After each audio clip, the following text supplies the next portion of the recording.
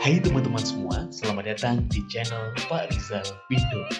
Jangan lupa sebelum kalian menonton, klik subscribe ya. Semoga tayangan ini bermanfaat.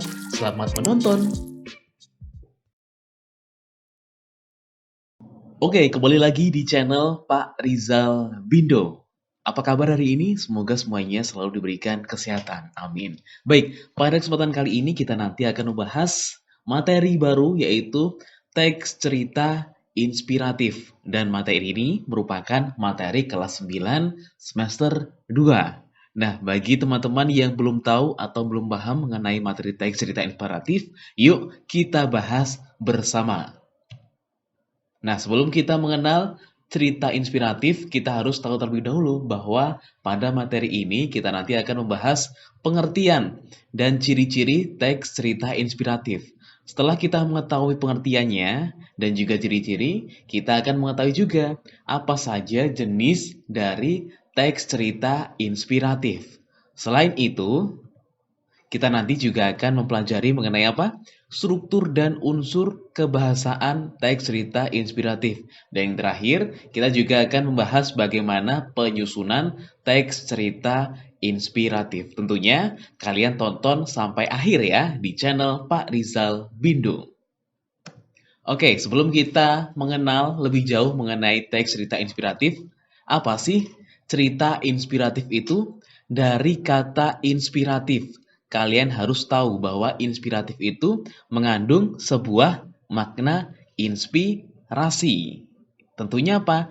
Inspirasi atau yang memotivasi kita semua. Baik, kita lanjutkan. Bahwasanya teks cerita inspirasi seperti apa yang sudah ada di layar kalian, yaitu cerita inspirasi yang berisi kisah yang memotivasi, menggugah kesadaran, dan tentunya memberikan pencerahan kepada pembaca maupun pendengar. Selain itu, teks cerita inspirasi berbentuk singkat dan disajikan dalam bentuk narasi atau tulisan. Serta, teks ini difungsikan untuk menggugah pembaca untuk bersimpati, berempati, peduli terhadap sesama, dan merasakan perasaan pribadi orang lain. Nah, sebelum kita lanjutkan, apa sih perbedaan antara simpati dan juga empati? Ada yang tahu? Nah, perbedaannya kalau simpati itu misalnya ada teman kalian yang merasa sedih karena kehilangan dompet. Kalian juga turut merasa prihatin. Itu namanya bersimpati. Kalau berempati, selain kalian merasa sedih prihatin, kalian juga ikut membantu mencarinya. Mungkin di jalan atau di tempat lain, itu namanya berempati ya. Kalau peduli itu seperti biasa, peduli ini tanggap terhadap sesama. Begitu ya. Jadi kalian harus tahu terlebih dahulu apa toh pengertian dari teks cerita inspiratif. Kalian sudah paham mengenai pengertian? Kita lanjutkan. Untuk yang kedua, yaitu ciri-ciri dari teks cerita inspiratif ya. Ada beberapa ciri-ciri yang harus kalian pahami dan mengerti mengenai teks cerita inspiratif. Yang pertama, yaitu judulnya harus menarik. Nah, ini penting ya, supaya apa? Pembaca dapat menarik perhatian. Supaya pembaca mampu memahami apa yang ada di dalam judul tersebut. Yang kedua, cerita sistematis.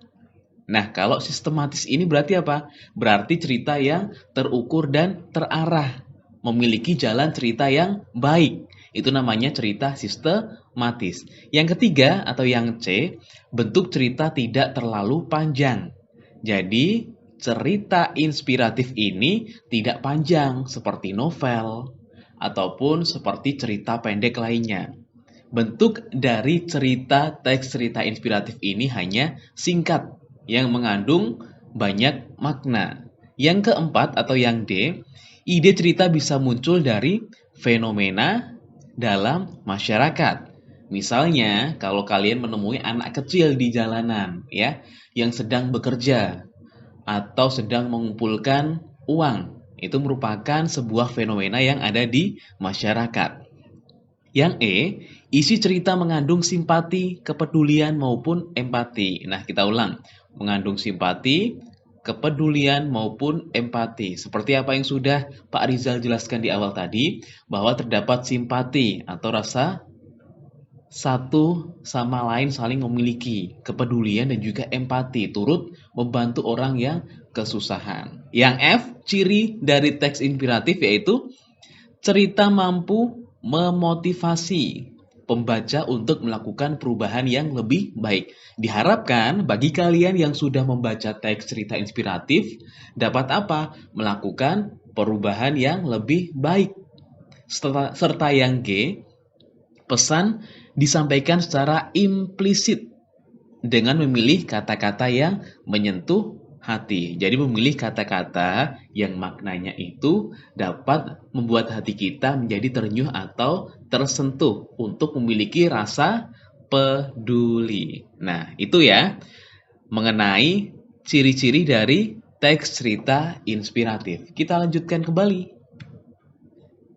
Untuk jenisnya ada beberapa macam cerita inspiratif. Yuk kita bahas bersama satu per satu. Baik, kita lihat. Pada teks cerita inspiratif berdasarkan sifat peristiwa. Jadi berdasarkan sifatnya ada dua, yaitu teks cerita inspiratif. Yaitu apa? Non-fiksi. Apa itu non-fiksi? Non-fiksi itu maksudnya cerita yang nyata. Kebalikannya apa? Kebalikan dari non-fiksi adalah fiksi atau cerita yang tidak nyata. Kalian harus paham dan tahu ya perbedaan antara non-fiksi dan fiksi. Serta jenis teks cerita inspiratif yang lainnya yaitu berdasarkan tokoh. Ada apa saja? Yang pertama, teks cerita inspiratif tokoh terkenal.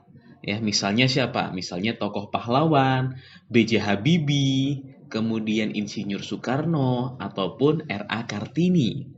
Yang kedua, ada yang namanya teks cerita inspiratif sufi. Nah, sufi ini mengandung makna bahwa cerita tersebut dapat mendekatkan diri kita pribadi kepada Tuhan yang Maha Esa atau Allah Subhanahu wa Ta'ala.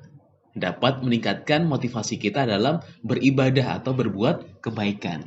Serta yang terakhir atau ketiga yaitu teks cerita inspirasi binatang ya. Ini biasanya pada hewan atau diceritakan beberapa hewan yang memiliki kisah yang sangat menyentuh hati atau kisah yang memiliki banyak makna. Itu ya mengenai jenis-jenis teks cerita inspiratif. Nah, bagi teman-teman yang belum subscribe, like, ataupun membagikan konten ini, silahkan dibagikan. Semoga konten ini dapat bermanfaat. Kita lanjutkan kembali. Selanjutnya adalah struktur. Struktur dari teks cerita inspiratif. Kira-kira apa saja toh strukturnya? Nah, selain kita akan membahas struktur, juga kita akan membahas mengenai unsur kebahasaan dari cerita inspirasi. Ya, kita bahas dulu mengenai strukturnya. Oke, ini merupakan struktur. Tolong teman-teman semuanya bisa memahami. Ada 5 struktur yang terdapat dalam teks cerita inspirasi. Yang pertama yaitu abstraksi. Apa itu abstraksi? Iya, betul.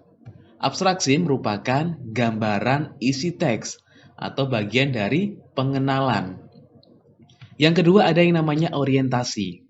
Kalau orientasi ini merupakan awal cerita yang berisi pengenalan latar dan tema. Jadi hubungan antara abstraksi dan orientasi ini saling berkesinambungan. Dijelaskan secara nyata dan juga dijelaskan tertulis di dalam sebuah teks. Yang ketiga, komplikasi. Nah, apa itu komplikasi? Komplikasi itu merupakan permasalahan atau konflik mulai muncul.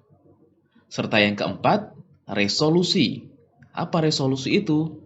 Resolusi itu merupakan penyelesaian masalah.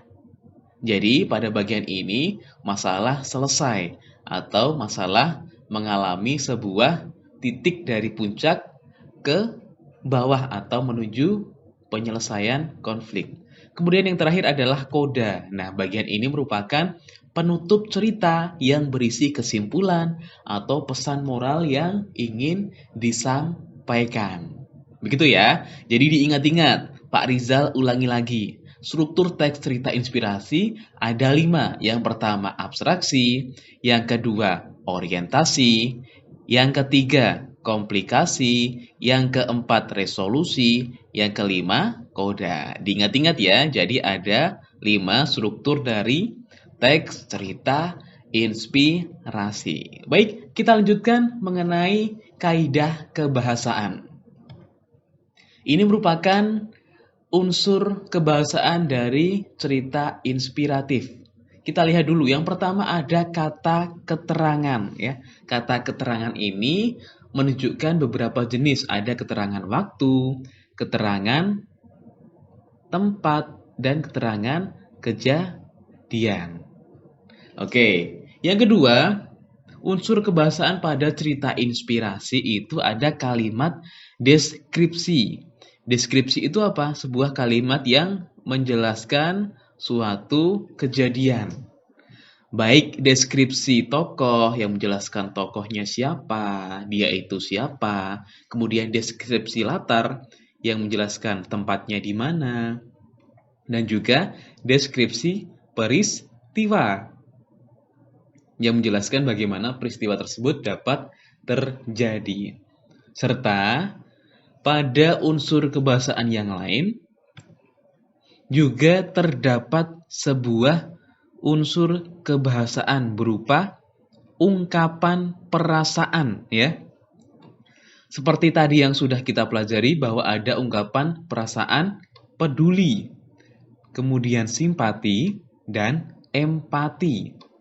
Ketiganya kalian harus sudah tahu dan sudah paham. Tadi sudah Pak Rizal jelaskan ya, peduli itu kita merasa tanggap dengan sesama. Simpati turut merasakan. Kalau empati selain turut merasakan, kita juga turut membantu orang tersebut. Baik secara jiwa raga ataupun secara material. Begitu ya, jadi kalian harus tahu perbedaan dari ketiga ini. Serta yang terakhir yaitu majas. Majasnya aja majas metafora dan simile. Kalian tahu perbedaan antara metafora dan simile? Oke, kalau metafora ini biasanya merupakan majas yang apa? Majas metafora adalah majas yang menggunakan gaya bahasa yang memberikan ungkapan perbandingan analogis. Contohnya seperti apa? Orang itu dulunya sebagai sampah masyarakat, sekarang menjadi orang sukses. Nah, sampah masyarakat ini dijadikan sebagai analogis atau perbandingan. Itu yang termasuk dalam majas metafora. Kalau yang simile, apa itu simile? Kalian tahu? Kalau simile itu berupa perumpamaan. Sering sekali menggunakan kata-kata. Misalnya apa? Misalnya bak, bagaikan, laksana, dan lain sebagainya. Itu ya misalnya. Dia duduk di kursi bak raja yang sedang memimpin rakyat. Nah, itu yang termasuk dalam simile. Biasanya menggunakan kata-kata bak, laksana, bagaikan, dan lain sebagainya. Oke, itu ya mengenai materi kita mengenai teks cerita inspiratif. Jika kalian merasa konten ini bermanfaat, silahkan subscribe, like, dan juga kalian bisa membagikan kepada teman, saudara, ataupun kerabat terdekat. Semoga video ini dapat bermanfaat. Nah, terima kasih sudah menonton hingga akhir. Dan jangan lupa dan juga nantikan konten-konten lainnya mengenai pelajaran bahasa Indonesia. Terima kasih. See you next time. Bye-bye.